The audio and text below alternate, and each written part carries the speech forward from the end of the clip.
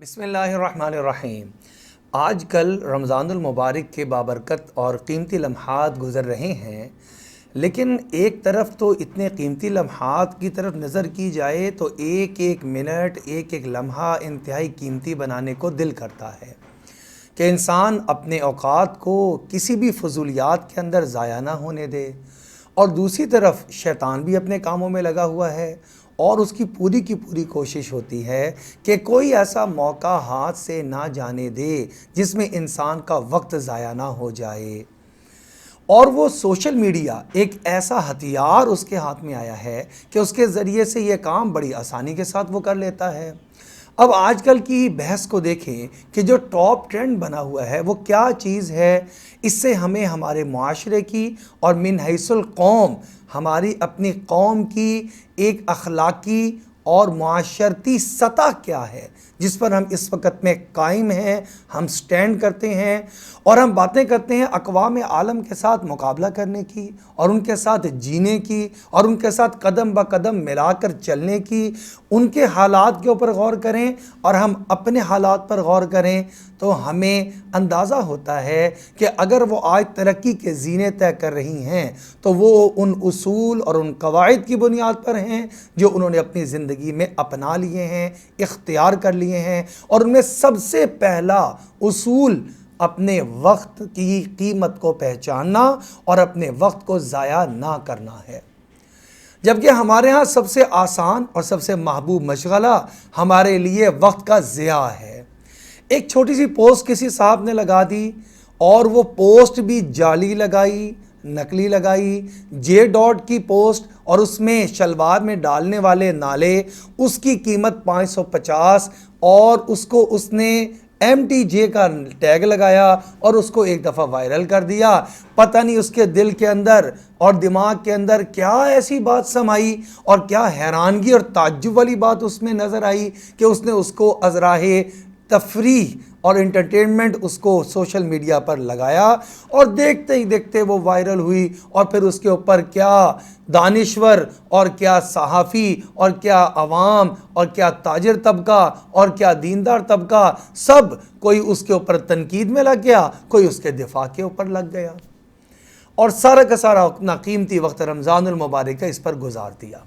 یہاں پر دو تین باتیں عرض کرنے کی ہیں۔ سب سے پہلی بات تو یہ ہے، خدا را ہمیں اپنے اوپر اتنا بھی غلبہ شیطان کا نہیں دینا چاہیے اور اتنا بھی ہمیں بے بس نہیں ہو جانا چاہیے کہ ایک پوسٹ جو وائرل ہو وہ ہمارے دل کو، دماغ کو، سوچ کو، اوقات کو، سارے ٹائم ٹیبل کو، نظام الاوقات کو تباہ و برباد کر کے رکھ دے، تہس نہس کر کے رکھ دے۔ ایک بھیڑ چال کی طرح ہمیں ایک لکیر کے پیچھے فقیر بنا دے اور ہم اس کے پیچھے جو ہے وہ سرپٹ دوڑتے چلے جائیں اور یہ بھی نہ دیکھیں کہ ہمارا رخ درست ہے کہ غلط ہے۔ ہمیں ایسا نہیں کرنا چاہیے۔ دوسری بات جو بڑی اہم ہے وہ یہ ہے کہ یہ بھی تحقیق کرنا ضروری ہوتی ہے کہ ایک پوسٹ جس آدمی نے کی ہے وہ سچی بھی ہے کہ جھوٹی ہے۔ تحقیق کرنے سے پتہ چلا کہ وہ تو مولانا طارق جمیل صاحب کے برانڈ کی ہے ہی نہیں، وہ تو جے ڈاٹ کی ہے، پھر وہ ایک نالے کی قیمت نہیں ہے بلکہ وہ تو 6 کا ایک پیک ہے جس کی یہ قیمت ہے۔ اب اگر 6 کے اوپر 550 یا 500 روپے کو تقسیم کیا جائے تو اس کی قیمت کیا بن جاتی ہے جو ایک برانڈ کے حساب سے ہے، تو ہمیں معلوم ہو جاتا ہے کہ وہ تو کوئی ایسی خاصی بات نہیں تھی جس کے اوپر اتنا بڑا پہاڑ کھڑا کر دیا گیا۔ اس لیے خبر کی تحقیق کرنا اور تحقیق کرنے کے بعد پھر اس کے اوپر کوئی ری ایکشن دینا، یہ بھی ایک ذمہ دار قوم، ایک ذمہ دار شہری ہونے کی ایک واضح علامت اور ثبوت ہے جس کو اپنے ہاتھ سے کبھی بھی نہیں چھوڑنا چاہیے۔ تیسری اور اہم بات یہ ہے کہ ہمارے یہاں ایک اور ٹرینڈ بھی بہت زیادہ چلتا جا رہا ہے، میں اس کو انتہا پسندی بھی کہوں گا۔ وہ یہ ہے کہ ہمارے رویوں کے اندر بہت تضاد آ چکا ہے۔ ہمیں دوسروں کے اوپر تو تنقید کرنا بہت آسان لگتا ہے، اپنے رویے کو جانچنا، تولنا، پرکھنا یہ ہمارے مزاج سے نکلتا چلا جا رہا ہے، جو بہت ہی خوفناک بات ہے۔ ہم نے اگر کسی عالم دین کو دیکھتے ہیں وہ مسجد میں نماز پڑھا رہا ہے، اس کے بعد وہ اپنی موٹر سائیکل یا سائیکل کے اوپر بیٹھتا ہے اور وہ واپس گھر کو چلا جاتا ہے، تو ہم بڑے ازراہ افسوس اور تاسف یہ بات کہتے ہیں کہ بھلا دیکھو ان علماء کی بھی کوئی زندگی ہے بیچاروں کی۔ نہ ان کے پاس رہنے کے لیے اچھا مکان ہوتا ہے، نہ ان کے پاس اچھا ذریعہ معاش ہوتا ہے، نہ ان کے پاس ان کے بچوں کی پرورش اور پڑھانے کے لیے رقم اور مناسب خرچہ ہوتا ہے۔ کاش ان کے پاس بھی گاڑی ہوتی، ان کے پاس بھی اچھا گھر ہو رہنے کے لیے۔ یہ ہم ہمدردی کے کلمات جتاتے ہیں، اور ہم اس سے آگے بڑھ کر یہ بھی کہتے ہیں کہ یہ علماء کا طبقہ، مدارس کا طبقہ مین سٹریم سے باہر نکل چکا ہے۔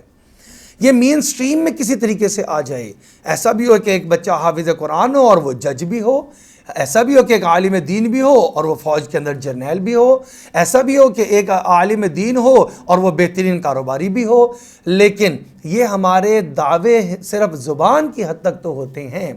عملی طور پر کیا ہوتا ہے؟ اگر ہم کسی عالم دین کو، عالم دین بھی نہیں، صرف بارش کو، وہ عالم بھی نہیں ہوتا، حافظ بھی نہیں، لیکن دیندار اور ایک اسلامی اور سنت کے لباس میں ہوتا ہے اور داڑھی رکھی ہوتی ہے، اگر وہ کسی اچھی گاڑی سے اترتا ہوا ہمیں نظر پڑ جائے تو ہمارے دل میں، دماغ میں اور بعض اوقات زبان پر بھی یہ کلمہ آ جاتا ہے، عجیب عالم ہے، عجیب مولوی ہے، عجیب دیندار ہے کہ دنیا کے اندر تو کھوبا ہوا ہے، اتنی مہنگی گاڑی سے اتر رہا ہے۔ اگر کسی اچھے بنگلے میں رہتے ہوئے کسی دیندار آدمی کو دیکھ لیا جائے تو ہمارا وہ جو پچھلا دعویٰ تھا اس کو بھول کر عملی طور پہ دل کے اندر ایک تکلیف سی محسوس ہوتی ہے اور ہم فوراً تنقید کا نشان بناتے ہیں، بھلا یہ بھی کوئی نمازی اور یہ بھی کوئی عالم اور یہ بھی کوئی دینداری ہوئی کہ اتنے بڑے گھر کے اندر رہ رہا ہے، حالانکہ معاشرے کے اندر اتنی غربت پھیلی ہوئی ہے۔ ہم کسی آدمی کو اگر حج کرنے کے لیے جاتا دیکھ لیں تو ہمیں اس پر بھی اعتراض شروع ہو جاتا ہے، اگر وہ عمرہ کرنے اپنے ہی پیسوں سے کمائی کر کے جا رہا ہے اس پر بھی ہمیں تنقید ہو جاتی ہے، جبکہ ہماری اپنی گاڑی، ہمارے باہر کے ٹور اور ہمارے ارد گرد میں ماحول میں رہنے والے جتنے بھی اخراجات ہیں اس کے کرنے میں ہمیں ذرہ برابر بھی کوئی باک محسوس نہیں ہوتا، کوئی تنقید محسوس نہیں ہوتی۔ آپ ایک برانڈ کی بات کر رہے ہیں، میں آپ سے ایک دعوے کے ساتھ ایک بات کہتا ہوں، آپ مارکیٹ میں چلے جائیں اور تمام برانڈز کو دیکھ لیں، کیونکہ میں تو مال ٹاؤن میں رہتا ہوں، ہمارے قریب سارے برانڈز والے بیٹھے ہیں، میں نے جا کر اسی رمضان المبارک میں اور اس سے پہلے بھی چیک کیا، ایک برانڈ پہ جو کہ کسی قسم کا کوئی اسلامی نام بھی نہیں، سنتوش کمار ایک برانڈ ہے، آپ جا کے اس کو وزٹ کر لیں، 18,000 20,000 روپے کا شلوار قمیض تھوڑی سی امبرائڈری ہوئی ہوئی عید کلیکشن کے اندر آپ کو نظر آ جائے گا۔ شادی بیاہ کے لیے آپ ذرا سا چلے جائیں اور جا کر اپنی جو ہے وہ لہنگا اس کی قیمت کو دیکھ لیں، 1.5 لاکھ 2 لاکھ 2.5 لاکھ 5 لاکھ عام قیمت ہے۔ اگر شیروانی کی بات کر لیں شادی والی تو آپ کو وہ بھی 1 لاکھ 1.5 لاکھ 2 لاکھ تک عام محسوس ہوتی ہے، اور لوگوں کی خواہش ہے، ہمارے کاروباری جو دوست ہیں ہم نے ان سے پوچھا کہ یار یہ 2 لاکھ روپے کی شیروانی اور یہ 5 لاکھ روپے کا لہنگا کون لے گا؟ انہوں نے کہا حضرت سب سے زیادہ تو یہی بکتا ہے، جو آدمی آتا ہے وہ اسی چیز کو پسند کرتا ہے کہ میری جو چیز ہے وہ قیمت میں اعلیٰ ہونی چاہیے۔ اگر برانڈ والے اچھی چیز کی قیمت کم کر دیں تو اس چیز کو لوگ لینا چھوڑ دیتے ہیں، گویا ایک ایسا طبقہ ہمارے معاشرے میں پایا جاتا ہے جو کہ اتنے ہی برانڈ اور اتنی ہی قیمتوں کو پسند کرتا ہے اور وہ پرائس کانشیس ہوتا ہے، اس کے لیے پرائس بہت بڑی قیمت اور ویلیو رکھتی ہے۔ اعلیٰ قیمت ہے تو وہ چیز اچھی شمار کرے گا، اگر درمیانی قیمت یا سستی ہے وہ اس چیز کو گھٹیا تصور کرتے ہوئے خریدنے سے انکار کر دے گا۔ غرض آخری بات وہ یہ کہ چلیں چاہے جتنی بھی قیمتیں ہیں اور سب چیزوں سے نظر انداز کرتے ہوئے ہمیں اختلاف کرنے کا طریقہ اور تنقید کرنے کا طریقہ تو کم از کم مہذب قوموں سے لے لینا چاہیے۔ اور سب سے بڑی تہذیب تو ہمارا قرآن ہمیں سکھاتا ہے۔ قرآن میں اللہ جل شانہ نے ارشاد فرمایا وَلَا يَجْرِمَنَّكُمْ شَنَآنُ قَوْمٍ، تمہیں اس بات پر کسی قوم کی لڑائی یا دشمنی اس بات پہ مت ابھارے عَلَىٰ أَلَّا تَعْدِلُوا کہ تم لوگ عدل اور انصاف سے کام لینا ہی چھوڑ دو۔ آج کل یہ بہت ہو گیا، میں جس پولیٹیکل پارٹی سے تعلق رکھتا ہوں اس پولیٹیکل پارٹی کا لیڈر اور اس کے تمام فیصلے وہ بالکل حق پر مبنی ہیں، درست ہیں، اور وہ شخص فرشتہ صفت ہے، اور اس سے کوئی غلطی ہو جائے تو میں اس کے بھی ڈیفینڈ کرنے کے لیے اور اس کو جسٹیفائی کرنے کے لیے اپنا تن من دھن سب کچھ لگانے کے لیے تیار ہو جاتا ہوں، حتیٰ کہ میں اپنے قریبی لوگوں سے تعلقات خراب کرنے کے لیے بھی اس کو بھی مول لے لیتا ہوں، والد سے ناراض ہو جاؤں گا، اپنے پولیٹیکل پارٹی اور لیڈر کو برا نہیں نہ کہہ سکتا نہ سن سکتا ہوں، اگرچہ اس کے اندر غلط بات ہو بھی۔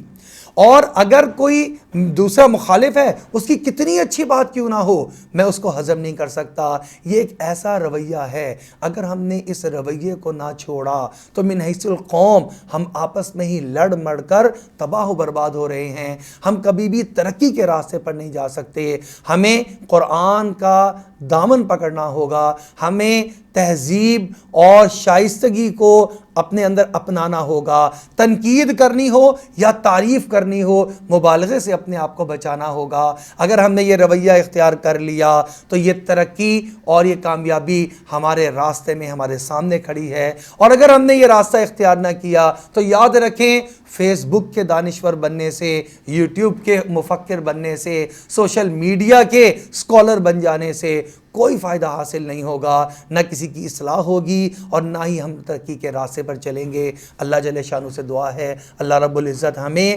صحیح اعتدال اور متوازن راستے کو اختیار کر کے ترقی کے راستے پہ چلنے کی توفیق عطا فرمائے۔